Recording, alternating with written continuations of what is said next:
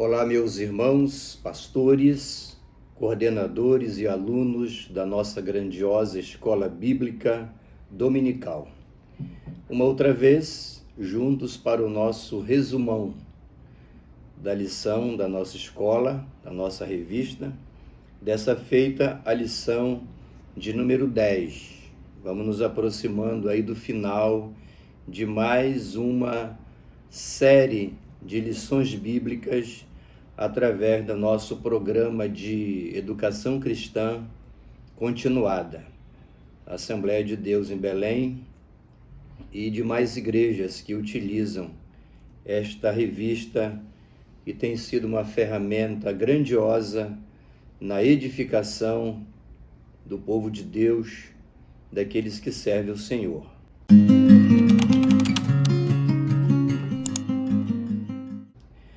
Então, a lição de número 10, ela trata de Davi.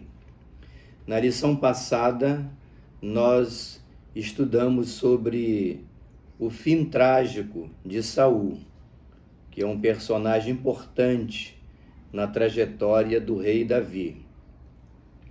Hoje, nesta lição, nós vamos focar em Davi, como o novo rei de Israel, isto é, o segundo rei, né?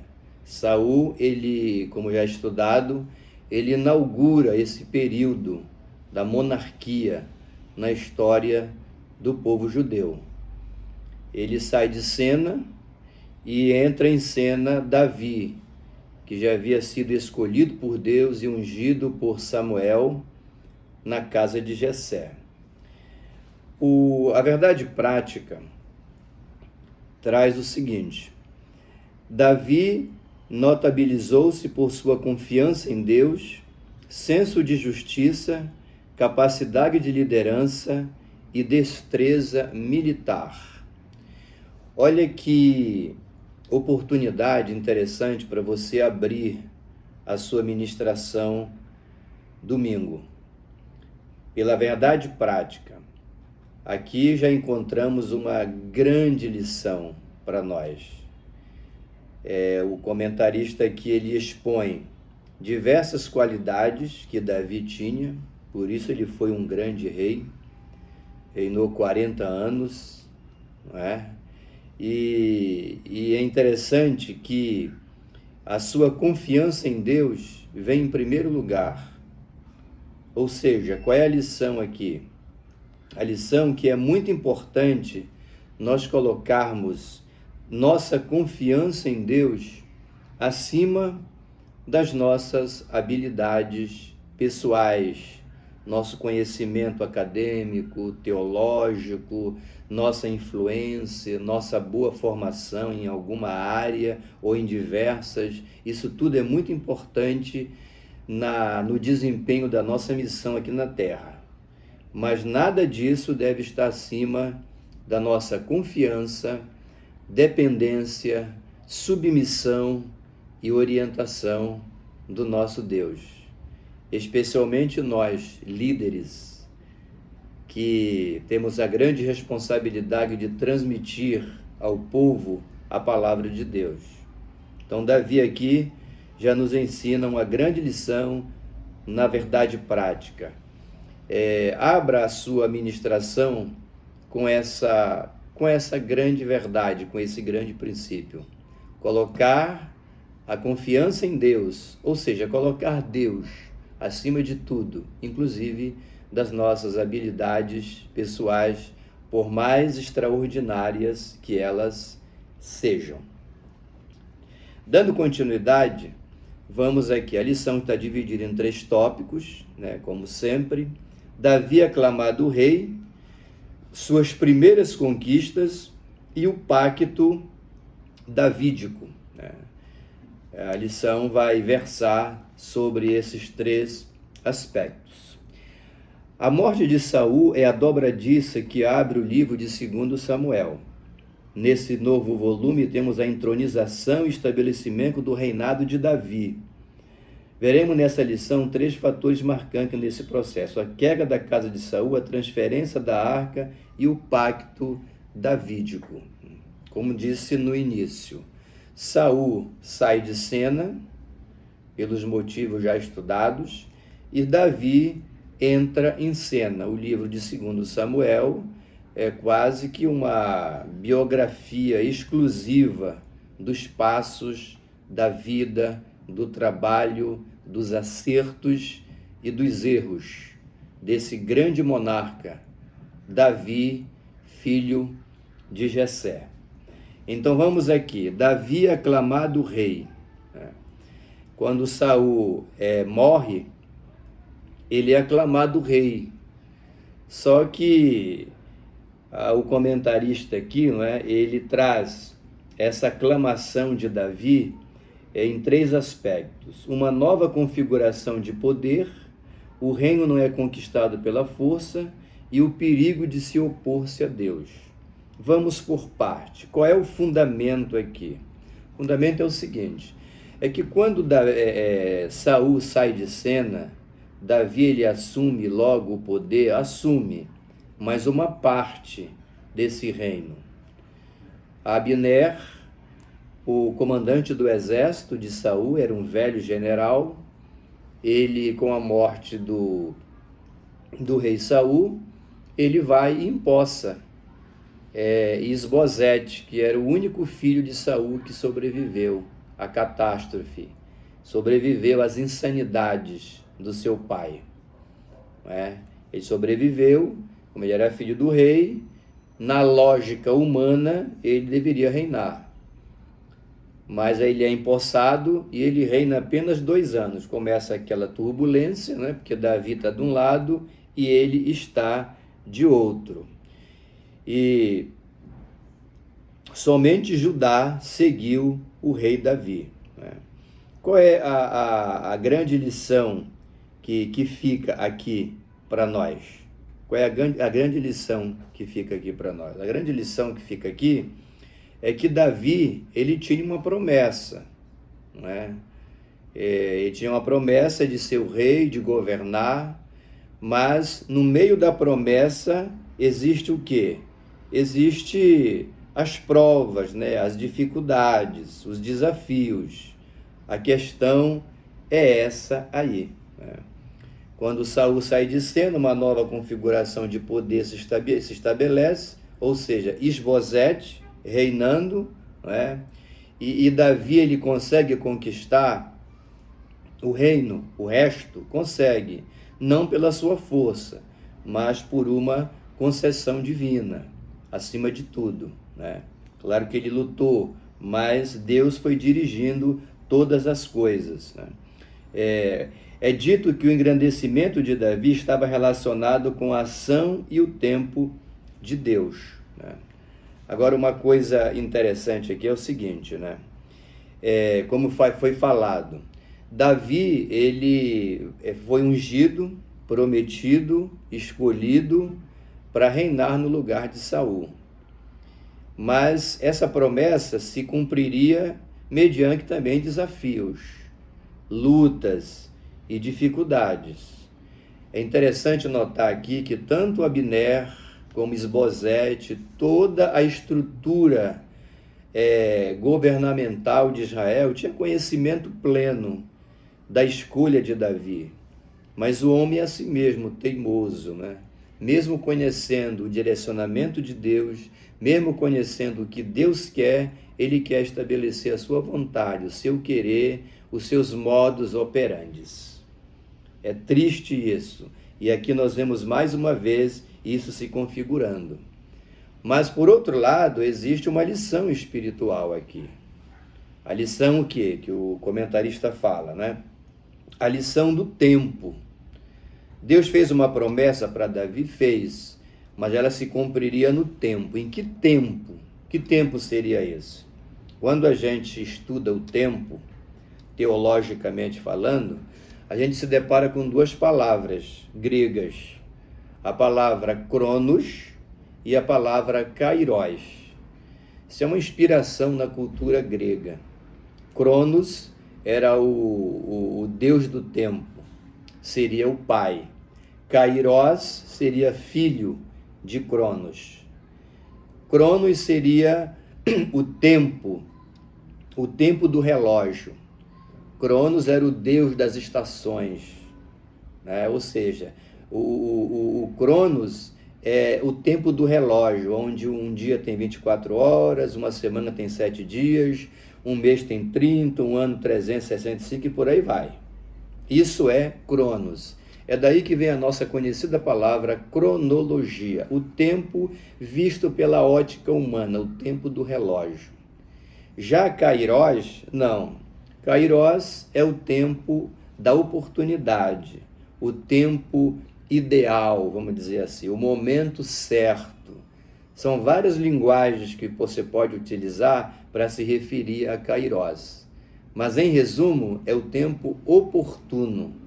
Teologicamente falando, a gente liga isso com o tempo de Deus, inserindo essa ideia em textos bíblicos que dizem, por exemplo, né, que um dia para Deus é como 1000 anos como um dia, né?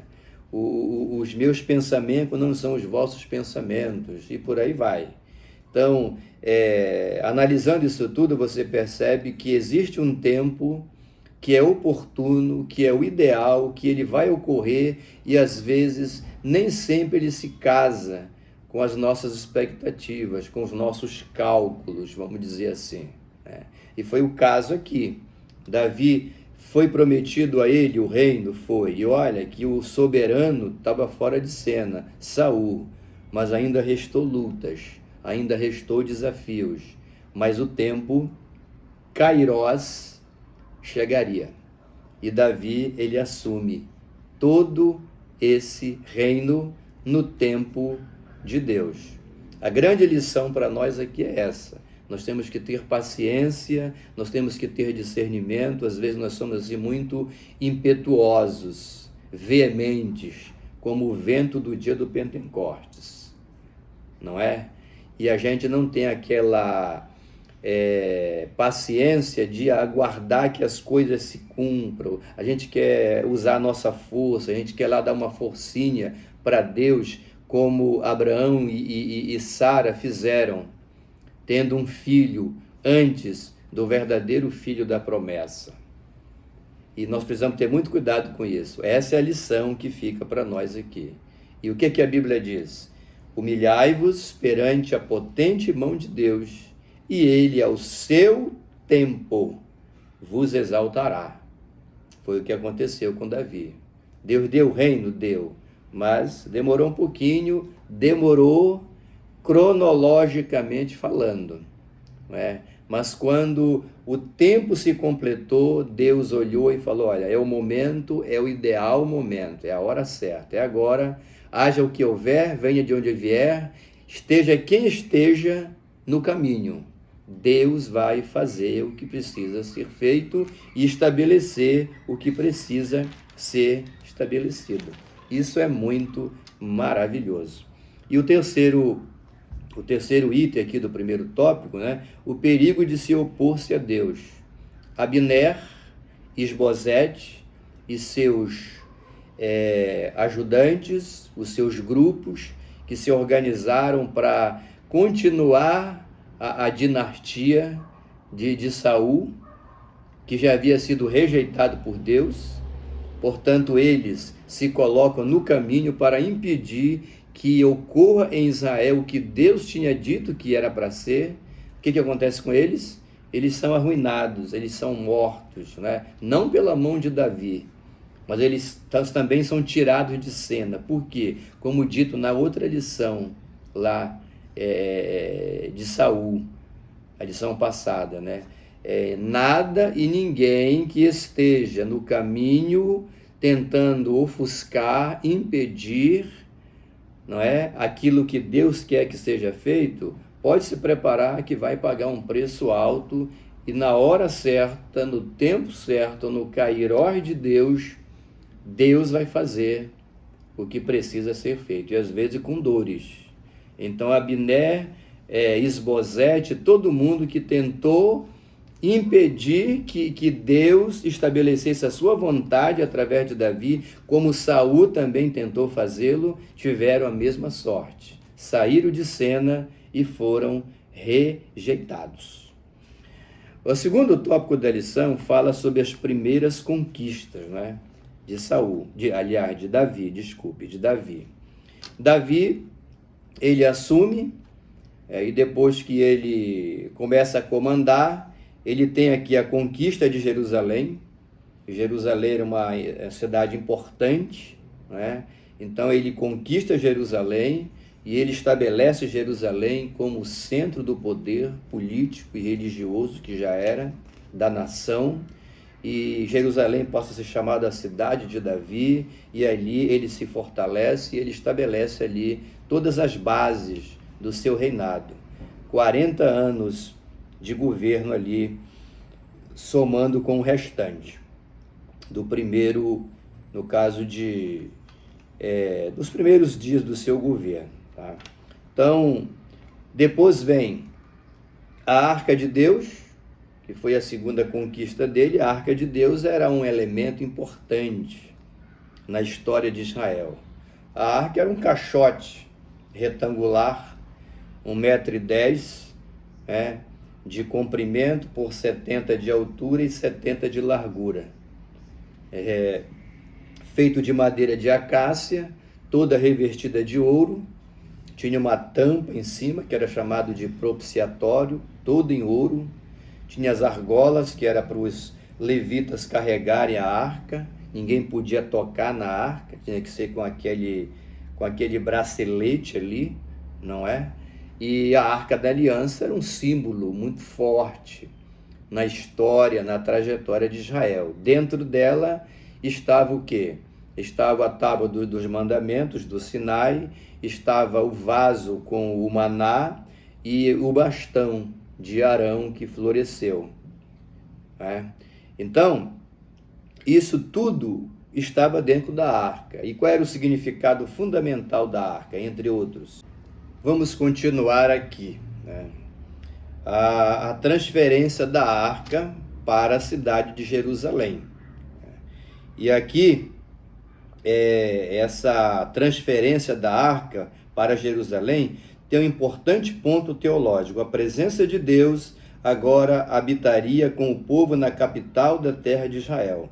Assim, Deus seria visto como cabeça da nação. Então, esse é o sentido. Então, Davi, ele leva a arca, transfere a arca para Jerusalém, para se transformar, além daquilo que ela já era, que ela já representava, transformar neste grande símbolo, esse grande respeito que ele tinha por esse símbolo tão sagrado, que era um elemento presente na trajetória daquele povo, né? E o terceiro tópico da lição é exatamente o pacto davídico, né? E o que seria realmente o pacto davídico? Quando você ouve falar em pacto davídico, aliança davídica, o que seria realmente isso? Para a gente entender bem, né? O pacto davídico é um acerto, vamos dizer assim, uma promessa que Deus fez a Davi, né? E de que o seu reinado nunca teria fim. Deus ia fazer algo que ia perpetuar a sua dinastia sobre a história e vida de Israel. Qual é o contexto aqui? O contexto é que quando Davi ele se estabelece em Jerusalém, o que ele faz? Ele começa a alimentar um desejo de construir um templo para Deus. E aí Deus ele reage através do profeta, dizendo a Davi que Davi não ia conseguir, não deveria prosseguir naquele processo, né? Que ele não poderia construir esse templo, mas que o filho dele, o sucessor, Deus ia levantar alguém que ia construir o templo. Como ele era um guerreiro, havia derramado muito sangue, Deus não permitiu que ele construísse o templo.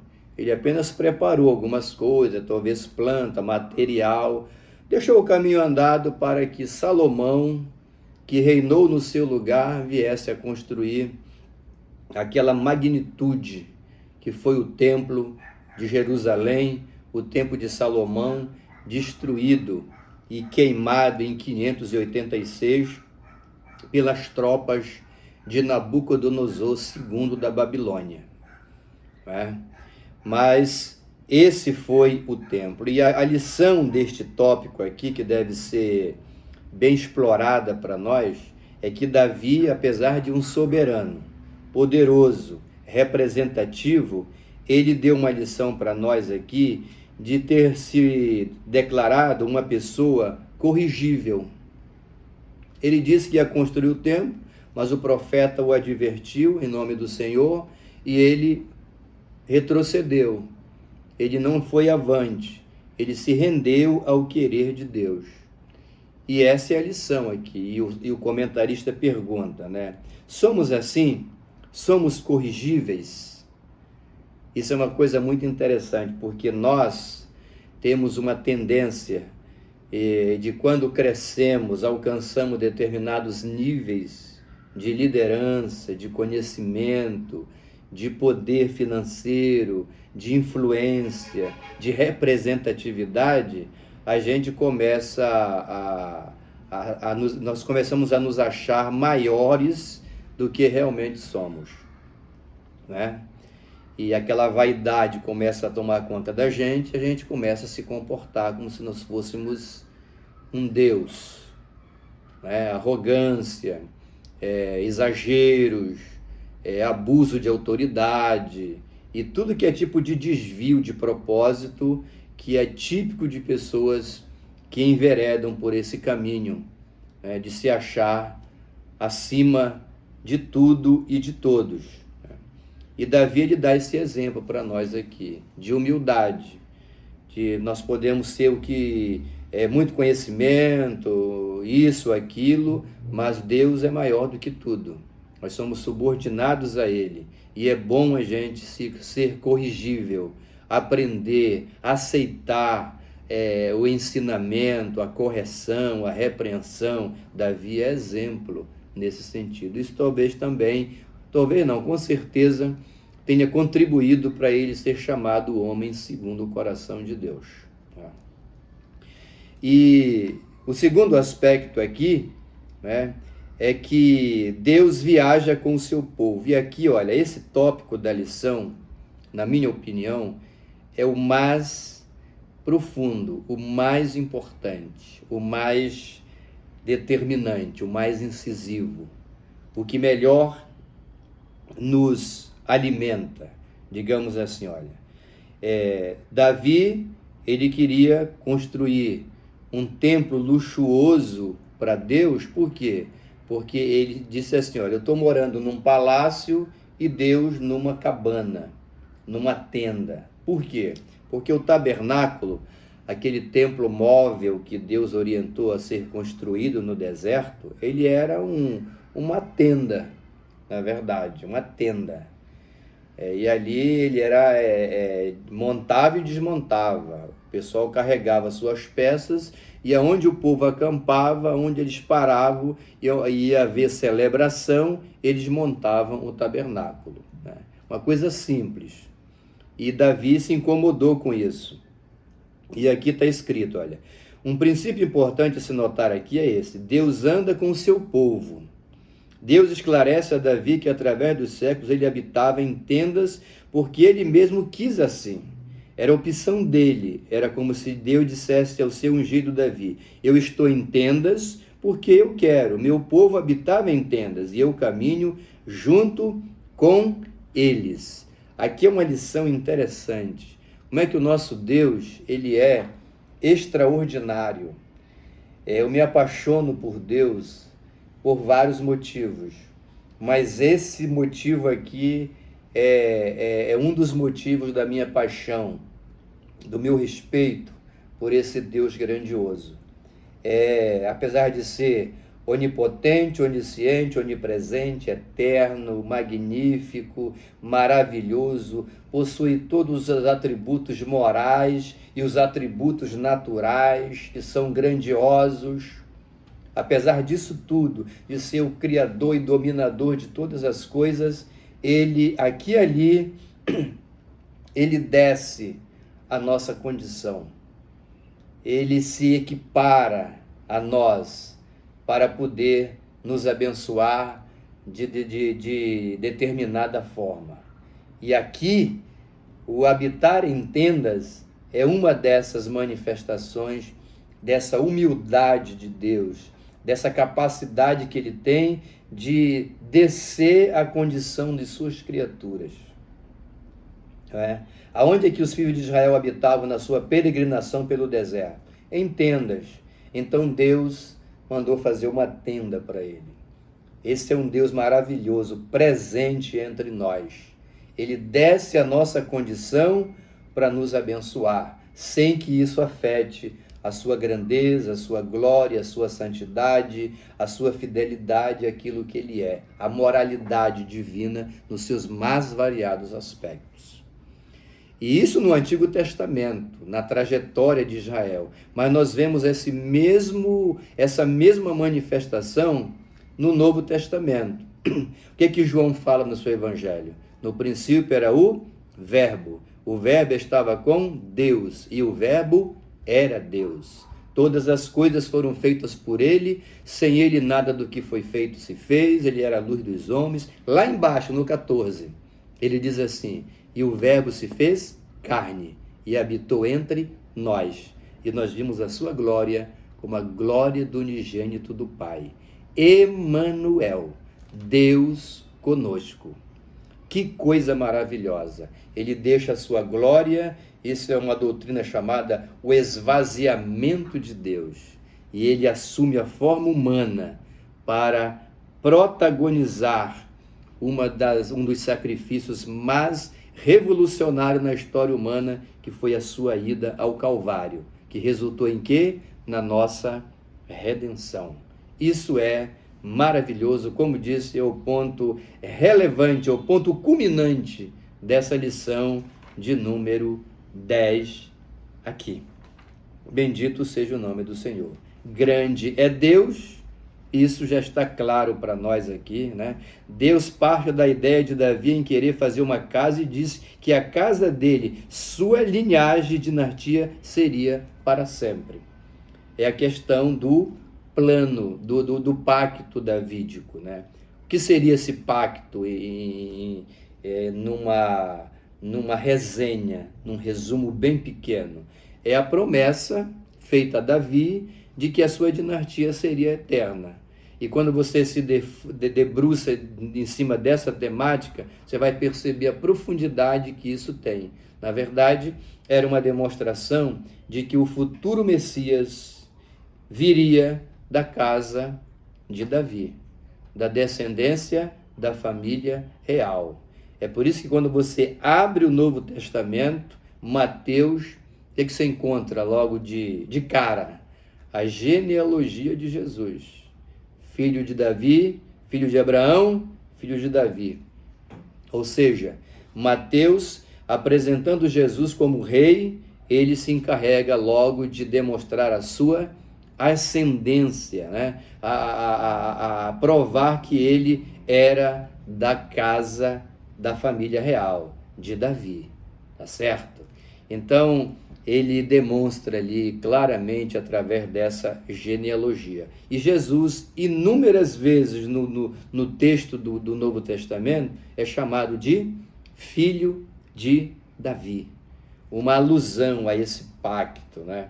Alguém que veio, tinha que nascer da casa real. Olha que coisa interessante. Quando Deus chama Davi, aquele menino inexpressivo, e ninguém dava nada por ele, e o nomeia e o escolhe para ser um soberano sobre a nação, ele tinha em mente isso, exatamente isso, de que da sua descendência, da sua dinastia, nasceria aquele que reinará para sempre, o Rei dos Reis e Senhor dos Senhores.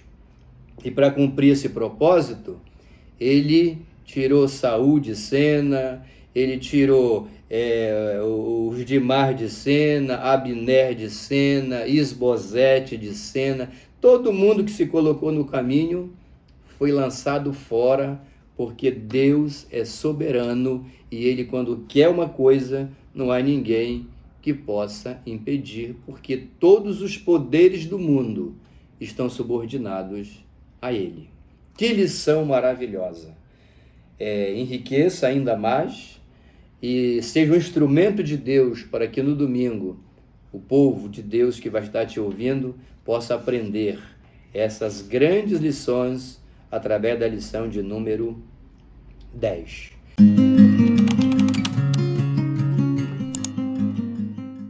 Pai querido, abençoa a escola bíblica dominical, teus filhos, os alunos, os professores, os coordenadores e pastores que vão ser instrumentos para abençoar o teu povo com a tua palavra. No nome de Jesus de Nazaré, recebe a nossa gratidão, agora e para sempre. Amém. Deus te abençoe aonde você estiver. Se você foi alimentado por essa palavra, inscreva-se no canal, divulgue esse trabalho e compartilhe com outras pessoas nos seus grupos e tenha uma grandiosa escola dominical. Na proteção de Deus, um carinhoso abraço do seu irmão em Cristo, reverendo Ed S.